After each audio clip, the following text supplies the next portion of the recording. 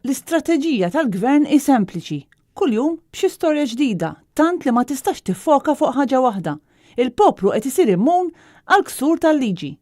Dan kien kliem il-kap tal-Partit Nazzjonalista Adrian Delija waqt laqgħa l-attivisti tal-ewwel it-8, id-9, l-10, il-11 u 12 distrett fil-każin ta' Balzan. Adrian Delija qal li sa ftit ħin qabel kien qed jaqra aħbarijiet ta' tħassib.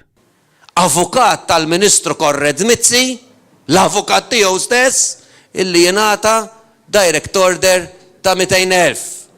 Konferenza internazzjonali illi suppost titħaddet fuq il-ġlieda kontra il-kriminalità fil-financial services, illi jgħidu tersqux lej Malta. Issa m'għadniex qed niklu lil xulxin, m'għadniex qed niffangaw fuq xulxin. Il-ħsara li qed jagħmel il-gvern issa qed tilħaq dimensjonijiet li realment ma jsirux, ma jseħħux f'pajjiż normali. Adrian Delija qal li issa nafu li hemm inkjesta dwar 17 Black u nafu min il-maġistrat li qed tisma' l-inkjesta, iżda ma nafux din l-inkjesta lil min qed tinvestiga. U rreferaw wkoll għal kawża li fetaħ kontra l-Prim Ministru dwar il-kuntratt tal-Vitals li kienu nataw 3 sptarijiet u 2,000 miljun euro. U elenka sitwazzjonijiet oħrajn fejn il-gvern aġixxa kontra kull etika, bħal fil-kuntratt tat-tindif ta' San Vincenz de Paul li qed jiswa 300,000 euro fix-xahar. U pa' situazzjoni tal-impjegati tal-kuntratturi f'Mount Carmel li qed jitħallsu mill-fondi tal-gvern mingħajr l-approvazzjoni tal-Ministru tal-Finanzi.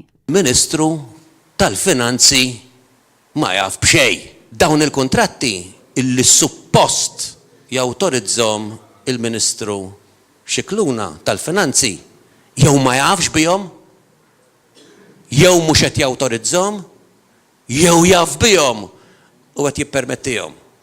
Il-Ministru tal-Finanzi daw minnhom kollha suppost l-iktar wieħed rettu korrett. Tilef il-kontroll. Preferenza l-Konrad Mizzi, il-kap tal-Partit Nazzjonalista qal li dan qabel kien Ministru b'rapportafol u issa sar il-Ministru bla tweġibiet hekk kif qed jaħrab mill-medja akkosta kollox.